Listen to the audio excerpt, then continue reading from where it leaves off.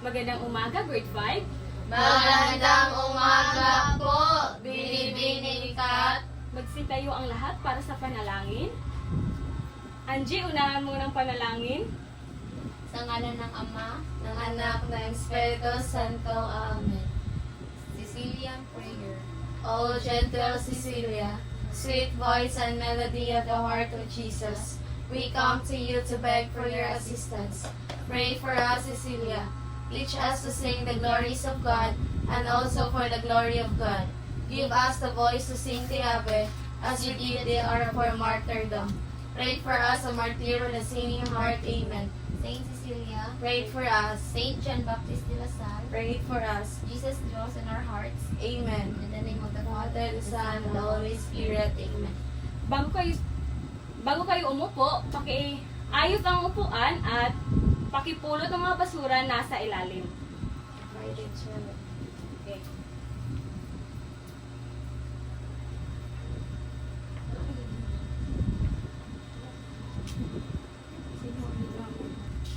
May liban ba ngayong araw? Wala po. Magaling. So meron akong hinandang alintutunin na dapat niyo sundin sa loob ng aking klase. Maliwanag ba? Opo. Okay, basahin mo na. Makinig kapag may nagsasalita sa harap. Itaas ang kamay kung gustong sumagot o kapag pupunta sa banyo. Okay, naintindihan niyo ba ang alintutunin sa klase, class? Opo. Okay. So now, meron akong hinandang jumbo letter. At basahin ninyo ang panuto. Ayusin ang mga makahalong letra upang mabuo ang tamang salita. Sinong unang sumagot sa unang bilang? Okay, Angie?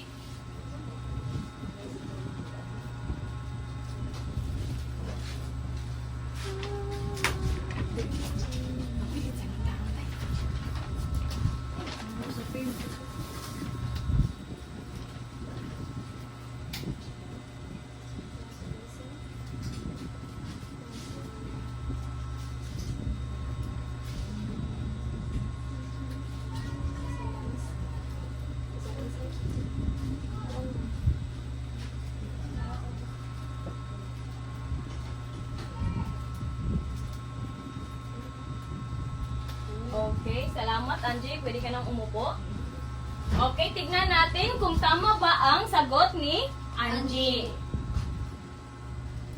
Magaling, tama ang binuo ni Angie. Yan ang isang bagsak si Angie.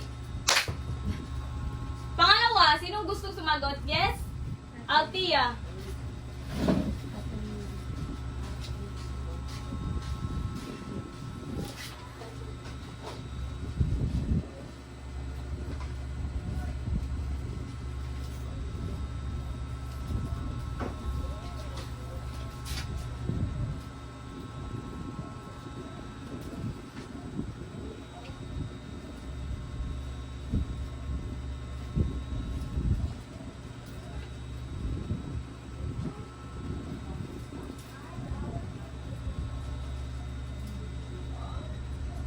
Okay, pakibasa muna bago umupo.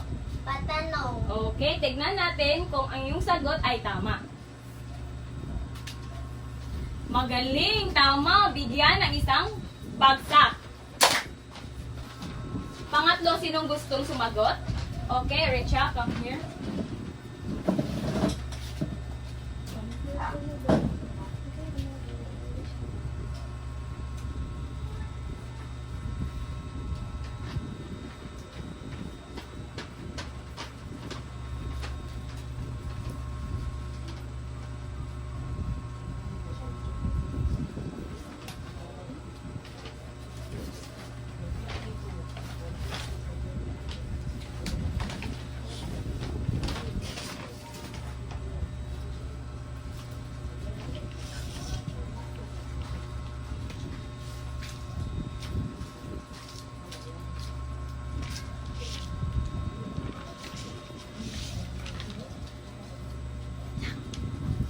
Okay, bago ka muna umupo, basahin mo na ang buo mong letter.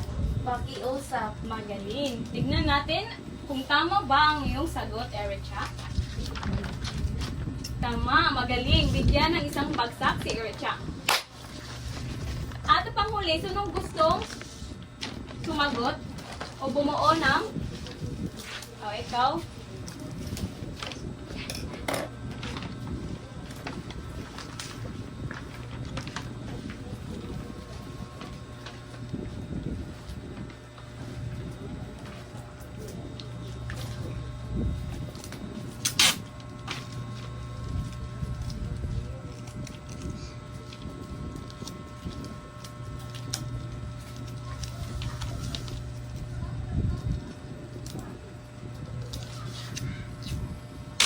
Okay, basahin mo na. Padamdam. Okay, tignan natin kung ang sagot ni Angie ay tama. Magaling! Tama! Bigyan ng 2 bagsak si Angie. Dalawa. Okay, pakibasa sabay-sabay. Grade 5. Pasalaysay, patanong, pakiusap, padamdam. Mga bata, tandaan niyo itong mga salita dahil ito ay may koneksyon sa ating aralin ngayong araw. Maliwanag ba? Okay, Okay.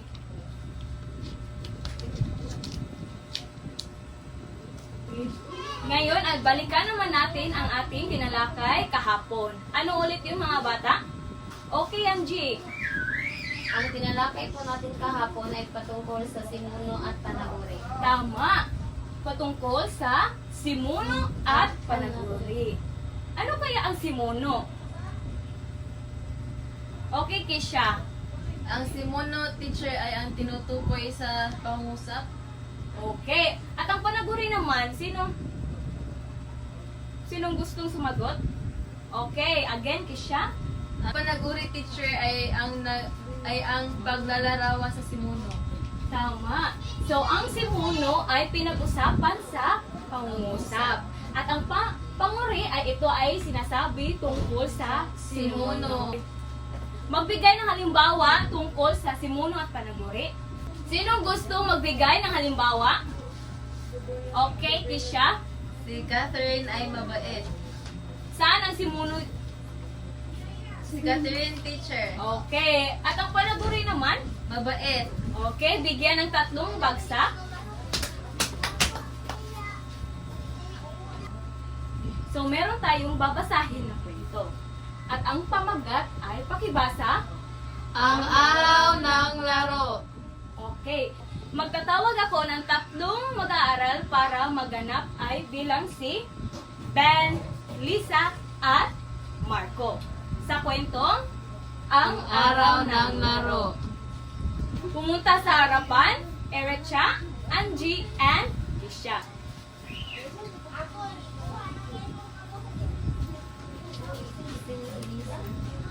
Ako lang. Ang araw ng laro. Ang araw ng laro. Ang ganda ng panahon ngayon.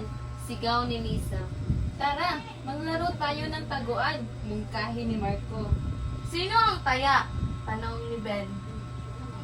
Ako na lang ang unang taya, sabi ni Marco. Habang naglalaro sila, biglang bumuhos ang ulan. Ay, nabasa ang damit ko. Reklamo ni Lisa. Tumakbo tayo sa waiting shed. Utos ni Ben. Lisa, dala mo ba ang payo mo? Tanong ni Marco. Oo, dala ko ito kanina pa. Sagot ni Lisa. Basang-basa man sila, nagtawanan pa rin ang magkakaibigan. Ang saya ng araw na ito kahit umuulan, sigaw ni Marco. Okay, maraming salamat. Okay, maraming salamat. Pwede na kayong umupo. Okay. So now, ilan ang magkakaibigan sa kwento class? 3! At sino yon? Lisa, Marco, at Ben! At bakit sila tumatakbo papunta sa waiting shed? Dahil umuulan! Okay, very good. Okay, very good. So, magbigay ng isang halimbawa ng pautos na mula sa kwento class. Yes, Angel?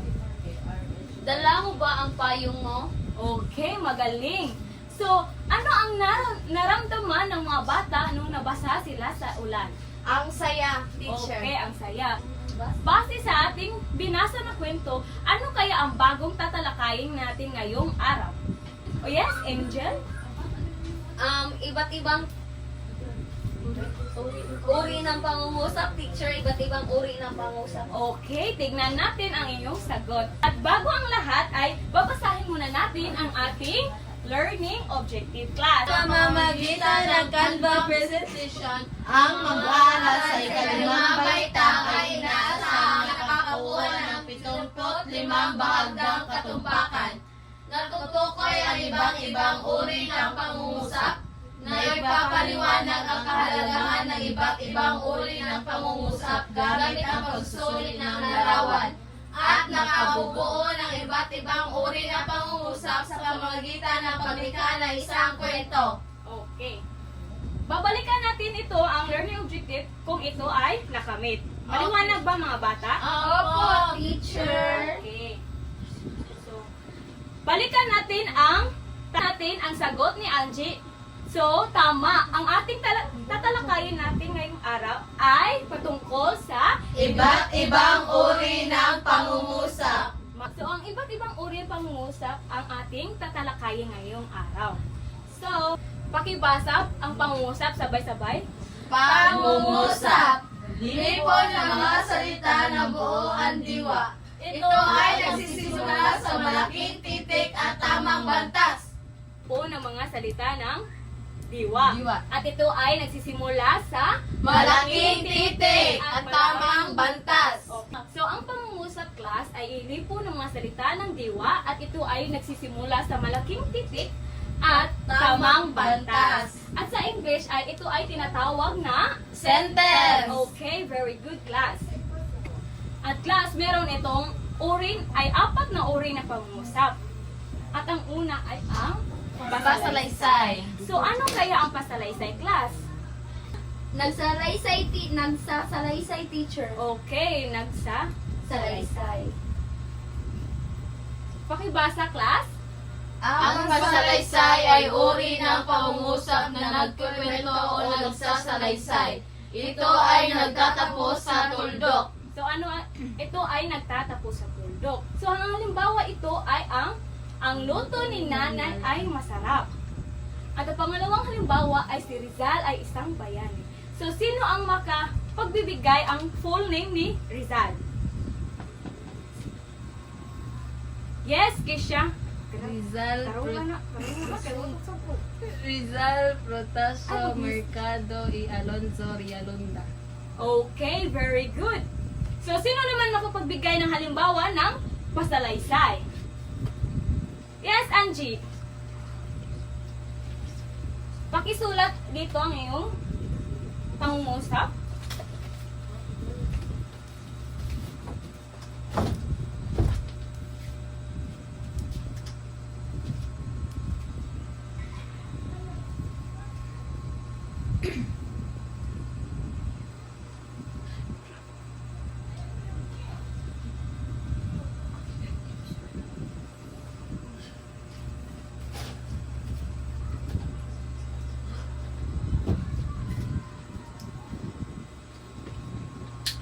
Pakibasa ang iyong nabuo na pangungusap. Si ate ay namamalingki.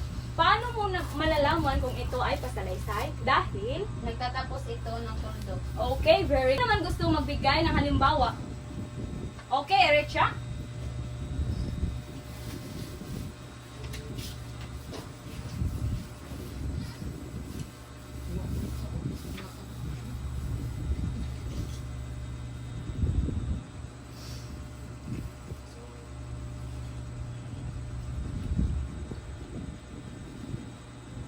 Okay, pakibasa ang iyong sagot. Tumayo ka, Erecha. Si Kisha ay matalino. Okay, very good. So, ngayon ay pupunta naman tayo sa pangalawang uri ng pangungusap. Para sa inyo, ano ang patanong? Yes, Kisha. Ang patanong, para sa akin teacher, ang patanong ay ang pangungusap na nagtatanong o nagsasaad ng tanong teacher. Okay, very good. Ito ay nagsisiyasat o naghahanap ng sagot at nagtatapos ito sa Tandang pananong. Okay, ang halimbawa nito, ano ang pangalan mo? Saan ka pumunta? Saan ka pupunta? Sino gusto magbigay ng halimbawa? Okay, Ericha.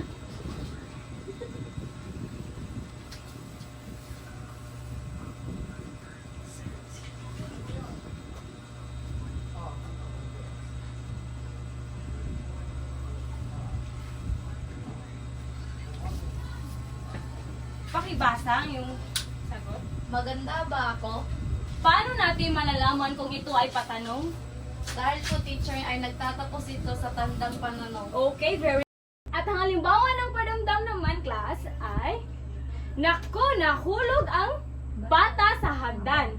At ang pangalawa ay Tulong, nasusunog ang aming bahay. Sino naman gustong bumuo ng pangungusap patungkol sa padamdam? Yes, Althea?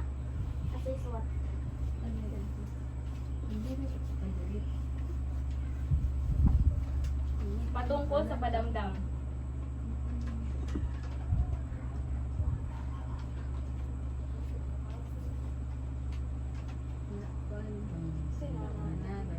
Okay. Pakibasa ang iyong nabuong pangungusap. Yay! Nanalo ako!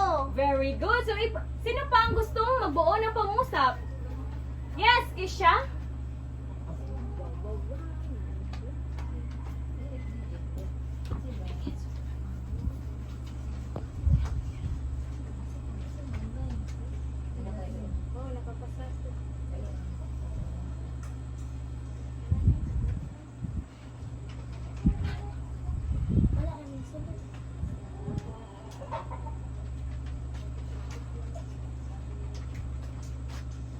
Pakibasa ang nabuo mong pangungusap. Wow, ang ganda ng bahay. Okay, magaling bigyan ng isang palakpak. So, ating balikan ang ating tinalakay ngayong araw, class. So, ano-ano wala na ba kayong tanong sa ating tinalakay ngayon? Wala na po. Okay, so ano-ano ang iba't uri ng mga pangungusap, class? Padamdam, pasalaysay, Patanong, pangahutot. Meron ba kayong mga katanungan sa ating tinalakay ngayong araw? Wala na po. So, ano ulit ang pangungusap, class? Yes, Kisha? Ang pangusap po, teacher, ay may buong diwa. Okay, very good. So, ano-ano ang iba't ibang uri ng pangungusap? Yes, Feb? Magbigay ng isang halimbawa. Pasalaysay teacher. Yes, Althea? Padamdam. Okay, very good. Pakiusap. At ang panghuli ay? Patanong. Okay, very good. So bakit mahalaga matutunan ang iba't ibang uri ng pangungusap, class? Yes, Kisha? Mahalaga po na matutunan natin ang iba't ibang uri ng pangusap, lalo na po kapag tayo ay nakipag-usap sa ibang tao para po ay hindi po tayo ma-misinterpret po or Para lalo po tayo magkaintindihan. oh yes po. Okay, magaling. Dahil ay para hindi tayo ma-misinterpret at para Hindi po tayo hindi tayo Away-away. Okay, magaling. So now, meron akong hinandang activity. So, hahatiin ang klase sa dalawang grupo at mag-isip ng isang maikling sitwasyon o tema para sa inyong kwento. At isulat ang iyong sariling kwento na binubuo ng hindi bababa sa 8 pangungusap at siguraduhin may halimbawa ng bawat uri ng pangungusap at lagyan ng label ang bawat pangungusap batay sa uri nito. Maliwanag ba? Opo. At pagkatapos, ibahagi sa klase ang maikling presentasyon. So, dito ang unang pangkat at ang palawang pangkat. Okay? Naintindihan ba, class? Opo. Okay, bibigyan lang po kayo ng 5 minuto sa paggawa ng maikling kwento. Maliwanag ba? Opo. Okay. Tapos na ang 5 minuto. So, sino ang una? Okay, Kisha, ay pumunta sa harapan at pakibasa yung pakibasa yung maikling kwento. Pakilakasan. So, ito ang aking nagawang maikling kwento gamit ang 4 na uri ng pangungusap. So, nagising si Lisa ng maaga upang maghanda sa kanilang field trip.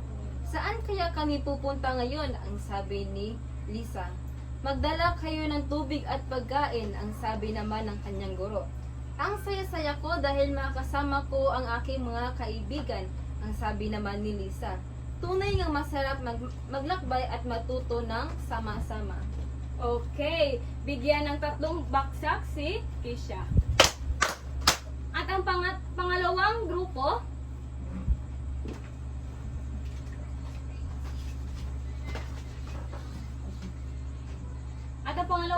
naman, pakibasa.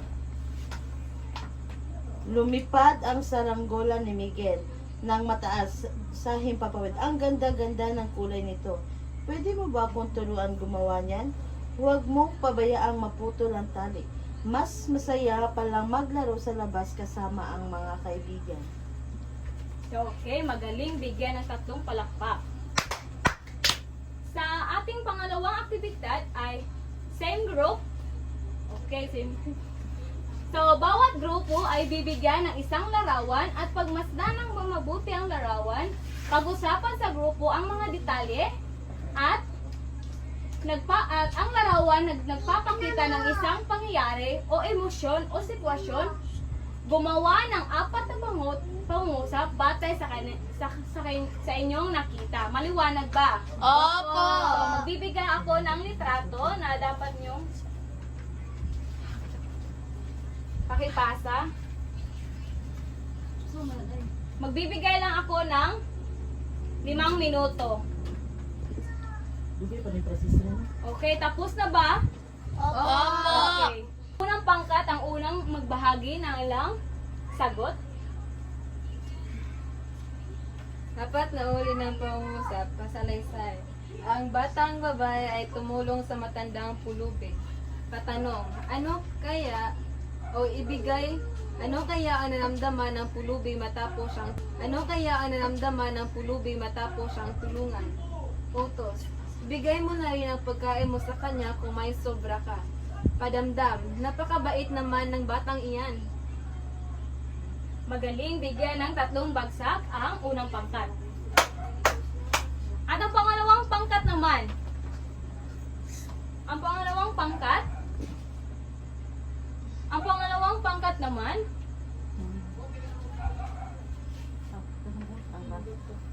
So, 4 na uri ng pangungusap, pasalaysay. Ang bata ay umiiyak dahil nasira ang kanyang paboritong bola. At ang patanong naman ay, bakit kaya nasira ang laruan ng bata? At ang pautos naman ay, tulungan mo siyang ayusin ang kanyang laruan. At ang padamdam naman ay kawawa naman ang bata. Magaling, bigyan ng 3 bagsak ang pangalawang grupo. Para malaman ko kung meron kayong natutunan sa aking klase, kumuha ng papel at sagutan ito.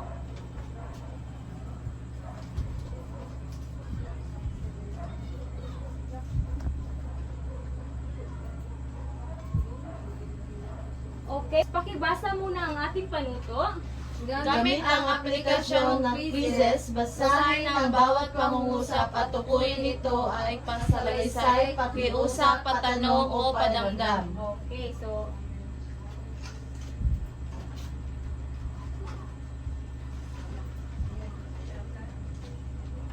pakisagutan. Bibigyan lang kayo ng 5 minuto. Maliwanag ba? Opo! Tapos na ba kayo? Opo! Okay, so now, ating tignan kung ang iyong sagot ay tama. Okay. Sinong gusto ang unang sumagot sa unang bilang? Yes, Kisha? Pakipasa. Ang sarap ng pagkain. So, ano ang? Padamdam, Okay. teacher. Tignan natin kung ang iyong sagot ay tama.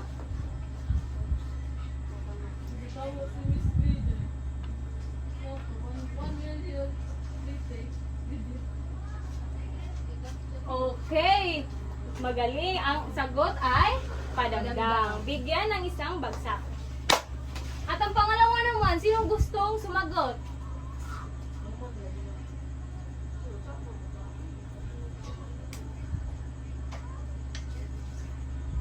Yes, Althea? Umulan na naman. Okay, so ano kaya ang sagot? Pasalaysay. Okay, very good. Pasalaysay. Bigyan ng 2 bagsak si Althea. Okay, pangatlo naman. Yes, Honey Feb? Pakikuha nga na gamot sa loob ng bahay. Ito ay pakiusap o pautos, teacher. Magaling. Bigyan ng 1 bagsak. At pangapat, sinong gustong sumagot? Yes, Althea? Bakit ka nakatayo sa ilalim ng puno ng mangga? Patanong. Okay, very good. Ito ay ang patanong. So, ang panghuli naman, at sinong gustong sumagot? Yes, Erecha? Aray, ang sakit ng tiyan ko. Padamdam, teacher. Okay, ito ay Padamdam. very good. Now,